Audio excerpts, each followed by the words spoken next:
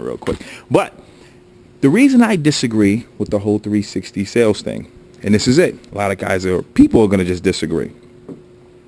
Labels are not your enemy. That's the first thing I want to tell, because I think with the internet and with just a lot of rambunctious nonsense and rhetoric being passed amongst each other, which is just ignorant. It's almost like rumors.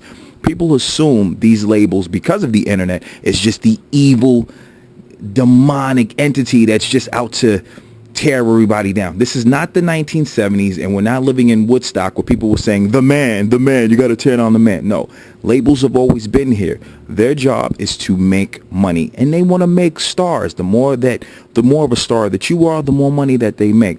My problem, in retrospect, I am for the 360 deals. You know why? Because a lot of you artists out there are lazy as shit, and you don't want to do anything. And that was always my argument. You know what I mean? A lot of you artists just feel that, when I play in a band, or I play in my mom's garage, or I play at my family's bar mitzvah, and I'm this and I'm that, or but you're not really reaching anybody. You're not pushing your circulation, and you're not out there on the road. You're not doing these promo runs. You're not, even on a small level, you're not even handing out CDs of your own material. You think you're too diva-ish to do that, and you're not handing out flyers or putting any type of merchandise together for the public to know who you are. So my thing is, you get a label, they're going to do the majority of that, and it's just like anything else. They're going to take a bulk of that. But you guys are too lazy to do it on your own. So don't be so negative on that. Now, what do you have to say about that? That's very true.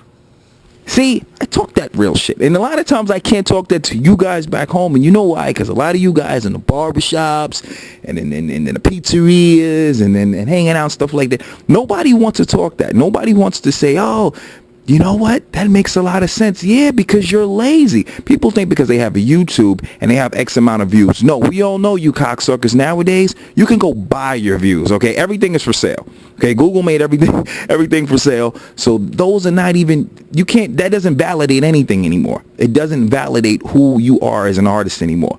You could have 1.1 million views, but that's crazy and you could be in a major city, LA or New York, don't even know you. That's a problem. They should know you. The people, the population, the census, they should know who you are to buy your merchandise. So everybody matters. That's my thing with a lot of artists. They have been really misinformed, and it's on them because the information is out there. Now, I think a lot of artists are lazy. What do you think about a lot of artists being lazy, though? Yeah, generally. But why do you think they're lazy?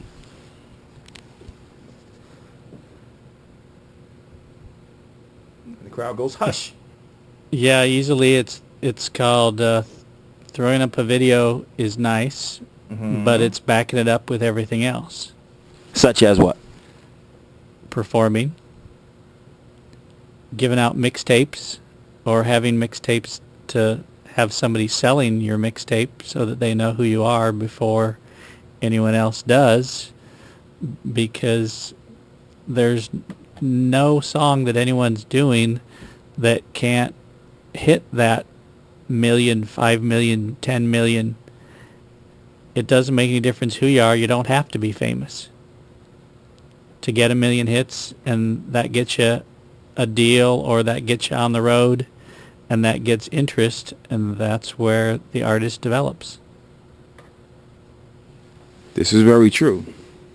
Now, my question, and it's going to be like almost a statement form, is why do you think, and I'm not going to single them out, but right now I'm going to specifically just go into that genre.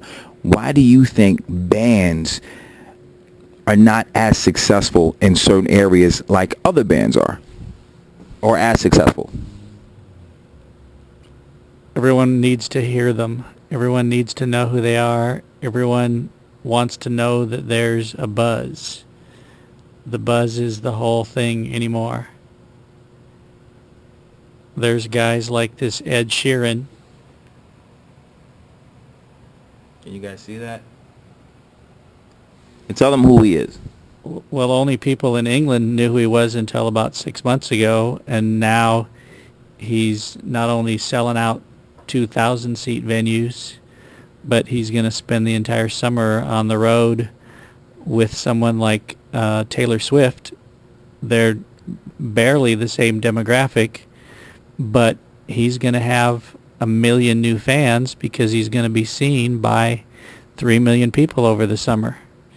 And he's not country. He's not country in any way, shape, or form, and they've still stuck him on the tour because he's got a buzz.